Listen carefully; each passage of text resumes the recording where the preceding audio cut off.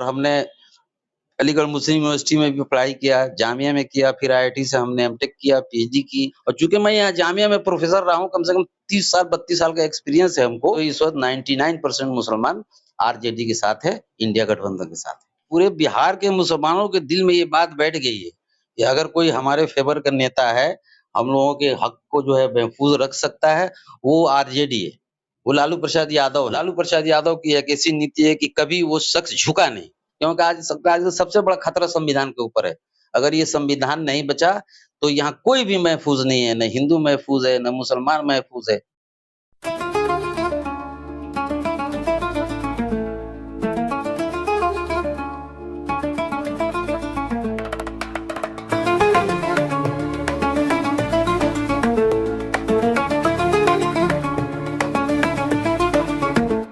बिहार में चुनाव होने हैं, जो भी फैसले लिए जा रहे हैं, नेशनल चैनल आप देखेंगे, जो भी डिबेट हो रही है, जिस तरह की भी खबरें आ रही हैं, उससे एक चीज तो साफ लगता है कि सबका ध्यान बिहार चुनाव पर है।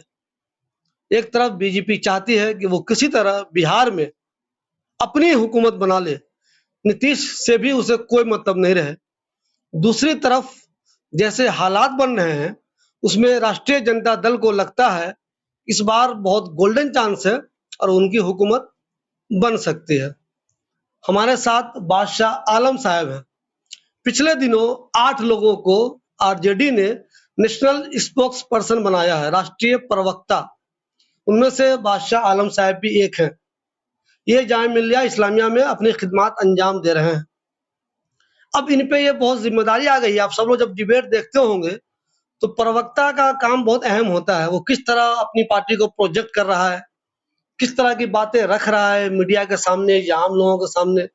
उससे क्या होता है कि लोगों में एक परसेप्शन बनता है, पार्टी के बारे में एक आइडिया होता है, ये पार्टी अच्छी है। हालांकि आप लोग डिबेट में ये भी देखते होंगे, कुछ प्रवक्ता उल्टी सीधी बातें भी करते हैं, गाली तक बक देते हैं, लेकिन वो प्रवक्ता बहुत ही रिस्पेक्टेड माना जाता है जो अपनी बातें सलीके से रखता है।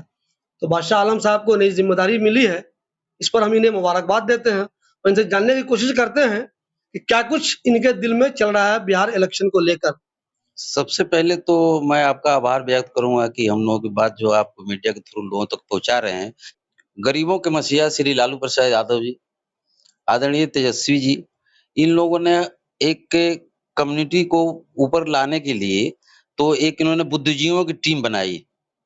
तो उसमें अभी आपने जैसे बताया कि 8 प्रवक्ता के नाम आया, तो अब ये उस पार्टी की नीति को कैसे प्रोजेक्ट करते हैं और उन लोगों ने हम लोगों को भरोसा जताया है, तो उस पर हम लोग पूरा खरा उतरेंगे और पार्टी को इंशाअल्लाह आने वाले 2025 के चुनाव में की सरकार तेजस्वी यादव के नेतृत्व में बनेगी इंशाअल्लाह। और ये हमको उसमें इन्होंने इंक्लूड किया एज ए राष्ट्रीय प्रवक्ता, तो इसके लिए मैं पार्टी का श्री लालू प्रसाद यादव जी का, जो गरीबों के मसीहा हैं, जिन्होंने बिहार में एक पिछड़ी जातियों को, ओबीसी को, मुसलमानों को एक जो बोलने का जो है पावर दिया, जिसको लेके आज जो है बिहार कहाँ से कहाँ पहुंच गया। अभी 20 साल के अंदर जो सरकार यहाँ चल रही है, उसकी अपनी कोई नीति नहीं है और लालू प्रसाद यादव की एक ऐसी नीति है कि कभी वो शख्स झुका नहीं। वो अपने उस पे वसूलों पर अड़े रहे, चाहे उनके साथ जिस तरह का भी व्यवहार करे प्रेजेंट सरकार। और इंशाल्लाह हमें उम्मीद है कि पार्टी इस बार कामयाबी हासिल करेगी और पार्टी में लहर बहुत है इस वक्त। जामिया के ताल्लुक से हम जाने तो जामिया की में आपकी जिम्मेदारी क्या है, ताकि लोगों को मालूम चले। जैसे मनोज झा साहब हैं आपके, उन्होंने बिल्कुल हंगामा मचाया हुआ है, बेहतरीन तरीके से बोलते हैं, लोग बहुत पसंद करते हैं उनको। एज ए टीचर भी उनको लोगों ने बहुत पसंद किया, जो भी जिन्होंने उनसे पढ़ाई की, उनके अंडर में रह के। एज ए सांसद भी बेहतरीन तरीके से रखते हैं वो। तो मैं आपके बारे में जानना चाहूंगा कि जामिया में आपकी क्या जिम्मेदारी है। जामिया में मैं एज ए असिस्टेंट प्रोफेसर 1984 में लगा और उस वक्त ये आपके मनोज झा भी हमारे जामिया के ही फैकल्टी थे सोशल वर्क के अंदर। तो बेसिकली हम लोग टीचर हैं और टीचर जो है हमेशा स्टूडेंट के साथ इंटरेक्शन करता है।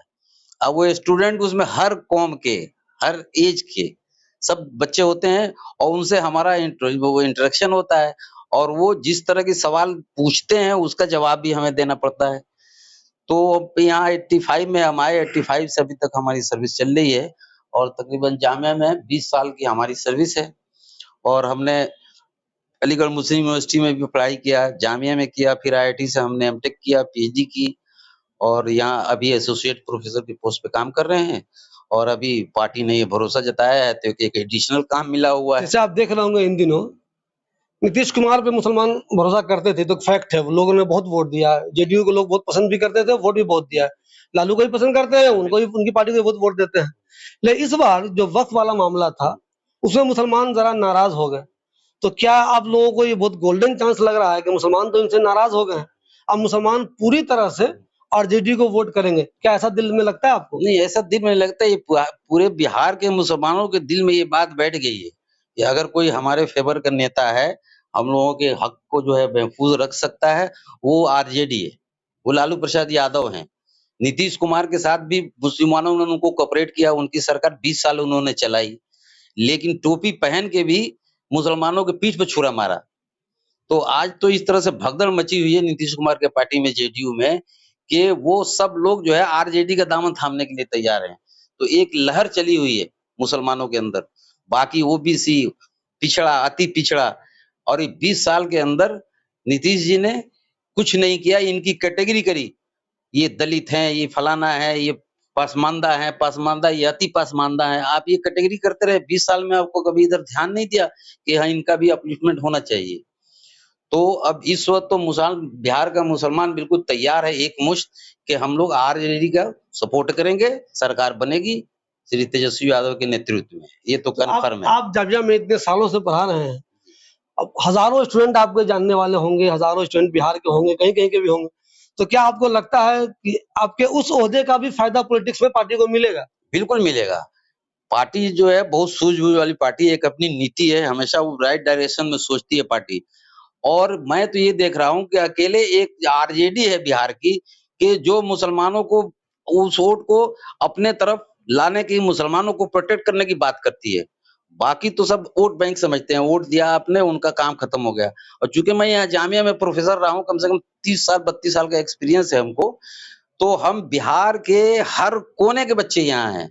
आप सीमांचल चले जाइए, साउथ बिहार चले जाइए, नॉर्थ बिहार चले जाइए, दरभंगा, मधुबनी, वहां से इतने फोन आ रहे हैं हमारे पास, जो हमारे सीनियर स्टूडेंट हैं, वहां सब जॉब में भी हैं, कोई बिजनेस में है, कि सर ये आप बहुत अच्छा काम किए, हम लोग आपको साथ देने के लिए तैयार हैं।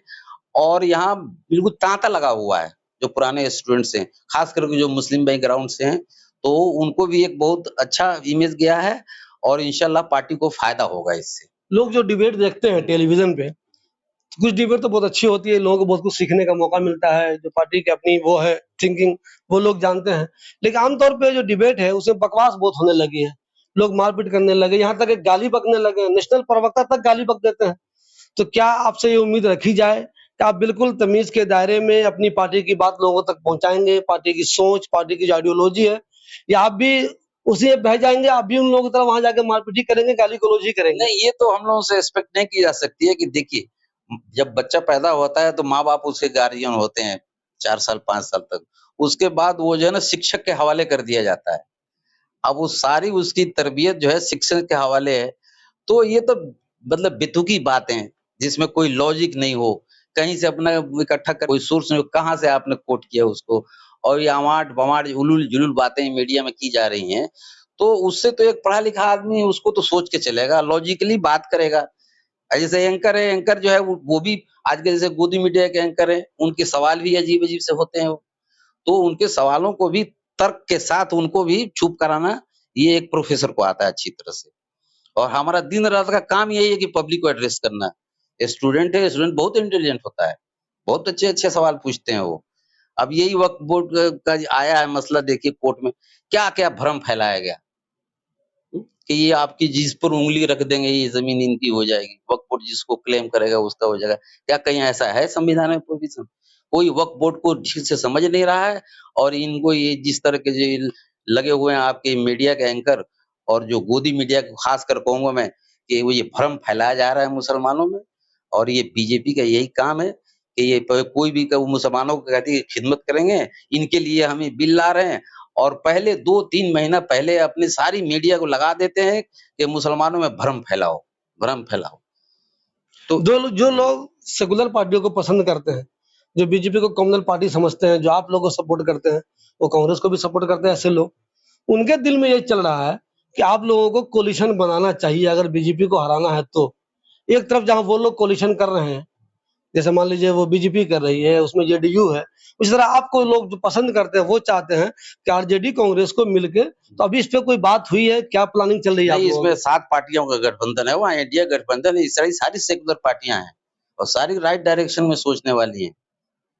तो इनका एक गठबंधन बना है और भी इस तरह के लोग जितने हैं जो सेक्युलर नेचर रखते हैं, देश के बारे में सोचते हैं, संविधान को बचाने के बारे में सोचते हैं, क्योंकि आज सबसे बड़ा खतरा संविधान के ऊपर है। अगर ये संविधान नहीं बचा तो यहाँ कोई भी महफूज नहीं है, न हिंदू महफूज है, न मुसलमान महफूज है। अब पढ़े लिखे लोग भी आ रहे हैं कि इनको अगर सपोर्ट नहीं किया गया तो हम आगे, अगर बीजेपी की सरकार ऐसी चलती रही, चाहे जिस तरीके से भी आ रही है, वो तो इलेक्शन में क्या क्या हो रहा है वो तो सबको पता है। तो उससे रोकने के लिए अगर हम लोग भी अपने कॉलेजों, यूनिवर्सिटियों में, घरों में बैठे रहें, तो ये मामला जो है हाथ से निकल जाएगा। तो क्या इस बार आपको लग रहा है कि बिहार में हुकूमत बनाना आरजेडी के लिए पहले के मुकाबले बहुत आसान है, और क्या आपको ऐसी उम्मीद है कि बना लेंगे हम लोग सरकार? नहीं, इस बार हमको तो 100% उम्मीद है, बल्कि 110% मैं कहूँगा कि इस बार सरकार बन रही है तेजस्वी यादव के नेतृत्व में इंडिया की, और सारे के सारे लोग जो है इंडिया में तो इस वक़्त ऐसी फूट मची हुई है। मैं आपको एक चीज़ और बता दूँ, चूँकि मैं बिहार से आता हूँ, गोपालगंज जिला का रहने वाला हूँ, जो लालू प्रसाद जी। यादव का जो अपना होम डिस्ट्रिक्ट है, जो उनकी जन्मस्थली है, मैं वहाँ का, उनके सेम ब्लॉक का रहने वाला हूँ और वहाँ के बहुत बच्चे यहाँ पढ़ते हैं। तो ये सारे के सारे जो इकट्ठा होके आए हैं और ये आरजेडी में तो घुसने की भीड़ लगी हुई है। एक तरफ पार्टी में जुड़ने की भीड़ लगी हुई है इंडिया में, उसी तरह से एनडीए में टूट मची हुई है बिहार के अंदर। इस वक़्त आप अगर वहाँ देखें, ये न्यूज़ म्यूज़ियम देखिए, सिर्फ़ बिहार इलेक्शन छाया हुआ है, कहाँ कौन टूट रहा है, कहाँ कौन जाने वाला है। लेकिन हमारी पार्टी जो है आरजेडी एकदम मुस्तैदी के साथ खड़ी है और वो अपने नीतियों के खिलाफ कभी नहीं जाएगी। मुसलमान उसके साथ मिलके 15 साल सरकार चलाए भई। आप सुनते होंगे उस ज़माने एक एमवाई इक्वेशन था। तो अब तो वो हमारा इक्वेशन और भी बढ़ गया है। हमारे साथ और सब दलित आ गए, पिछड़ा आ गया, अति पिछड़ा आ गया और मुसलमान तो एक मुश्त आया हुआ है। बल्कि कुछ 1-2 मुसलमानों का नाम आ रहा है तो वो तो गिने-चुने लोग हैं, वो तो आप मानिए कि नहीं तो इस वक़्त 99% मुसलमान आरजेडी के साथ है, इंडिया गठबंधन के साथ है। इंदौरी साहब का शेर है, इसके साथ मैं अपना वो बात खत्म करूँगा कि जो आज साहिबे मसनद हैं, कल नहीं होंगे। जो आज साहिबे मसनद हैं, कल नहीं होंगे। ये किराए का मकान है, कोई जाती मकान थोड़ी है।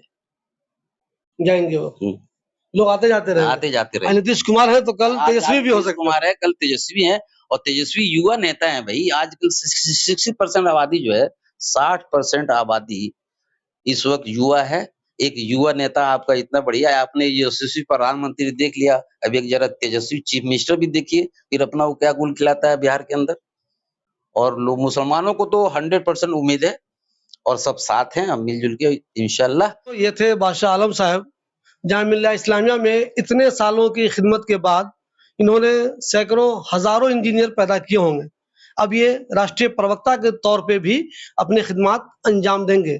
देखना यह है कि जिस कामयाबी के साथ जामिया में इन्होंने टीचिंग के खिदमत अंजाम दिए हैं, उसी कामयाबी के साथ राष्ट्रीय प्रवक्ता के तौर पर ये अपनी खिदमत अंजाम देते हैं या नहीं देते हैं। और ये देखना भी अहम होगा कि बादशाह आलम साहब के आने के बाद बिहार में जो एक उम्मीद इनको लग रही है कि आरजेडी की हुकूमत जरूर बनेगी, वो हुकूमत बनती है या नहीं बनती, चूंकि एक अहम जिम्मेदारी इन लोगों की ही होती है।